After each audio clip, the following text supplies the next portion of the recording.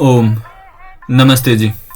आज हम आपके साथ यज्ञ देव पूजा संगति कर्ण दानेशु धातु के लिट लकार के प्रश्मीपदी रूपों के बारे में चर्चा करेंगे।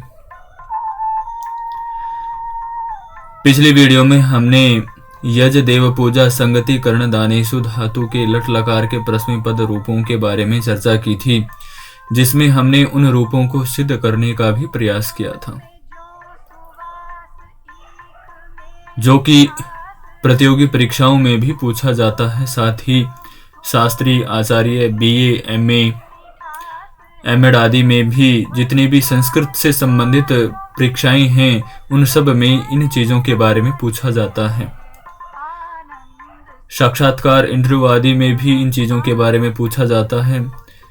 पूछ लेते हैं जैसे इयाज रूप किस धातु का है और कौन से लकार का है और कौन से पुरुष का और कौन से वचन का। इस प्रकार प्रतियोगी परीक्षाओं में भी पूछ लिया जाता है और साथ ही पूछ लिया जाता है इंटरव्यू आदि में। पूछ लिया जाता है यज्ञ धातु का अर्थ क्या है। इसमें दिया गया है देव पूजा संगति कर्ण दान आदि, अर्थात यज्ञ, देव पूजा, अच्छी संगति और दान, ये यज्ञ देव पूजा संगति कर्ण दानेशु धातु का अर्थ है। हमारे सामने प्रस्तुत केवल इसको करेंगे, यज्ञ को। यज्ञ के बारे में हमें बताना है यज्ञ का अर्थ क्या है, न कि देव पूजा संगति कर्ण दानेशु का। ये बता देंगे तो हमें समझ में आ जाता है। ये धातु दो पदों में है, एक प्रश्मीपदी और एक आत्मनेपदी। तो हम चर्चा कर रहे हैं प्रश्मीपद के रूपों के बारे में। आइए शुरू करते हैं। सर्वप्रथम प्रथम पुरुष के रूपों को जानते हैं। इयाजह, ईजतुः, ईजुः। मध्यम पुरुष के रूप एक वचन में दो रूप बनते हैं, इयजिथ और इयष्ठ। ये भी बहुत ही महत्वपूर्ण रूप है। अनेकों स्थानों पर पूछा भी गया है और आगे भी पूछेंगे। पिछली बार नेट में भी आया था, एस्टेट में भी आया था, सीटेट तक भी आया था ये रूप। हालांकि सीटेट में सरल संस्कृत के बारे में ही चर्चा रहती है, परंतु वहां भी इसको पूछा गया था कि इयष्ठ कस्य धातु रूप। नीचे धातुएं दी गई थी ऑप्शन में, तो इस चीज को आपको ध्यान में रखना है। द्विवचन में आता है ईजथुः और बहुवचन में ईजह। उत्तम पुरुष के एक वचन में इयजह और इयाजह। ये भी रूप पूछा जाता है।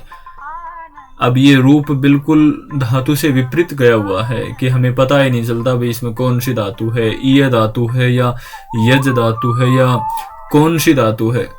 बिल्कुल भी हमें अनजान व्यक्ति को नहीं पता रहता, या किसी ने थोड़ा बहुत पढ़ा है उसको भी नहीं पता चलता।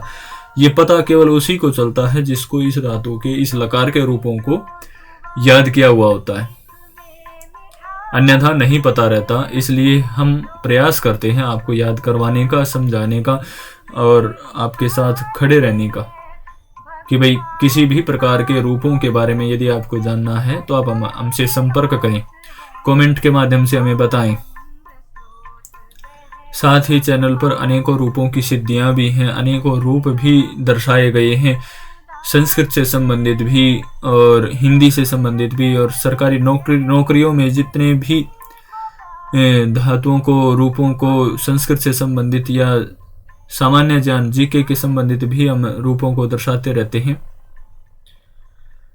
विषयों को आपके सामने प्रस्तुत करते रहते हैं। तो उत्तम पुरुष के द्विवचन में हम इजीवह और बहुवचन में इजिम। आज की इस वीडियो में हम इतना ही रखेंगे। वीडियो ज्यादा लंबी न करते हुए अगली वीडियो में हम जो प्रथम पुरुष का रूप है इयाज है, इसको सिद्ध करेंगे कि इसमें कौन कौन से प्रत्यय लगे हुए हैं, किस सूत्र से लकार का विधान हुआ है, कौन सा अधिकार सूत्र है, कौन सा इत संज्ञा करता है, कौन सा गुण करता है, कौन से किस सूत्र से क्या आता है। इन सब चीजों के बारे में हम चर्चा करेंगे।